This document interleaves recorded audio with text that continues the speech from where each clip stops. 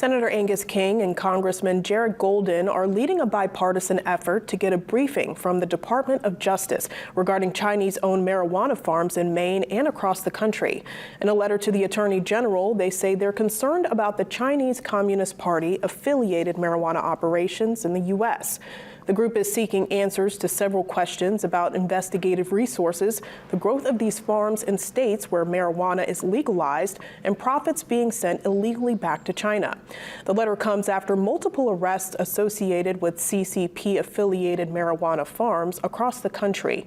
Just last week in Maine, law enforcement arrested 6 people and seized more than 6,000 marijuana plants at several locations. Senator Susan Collins and Representative Shelley Pingree have also signed on to the letter, which you can read in full on our website.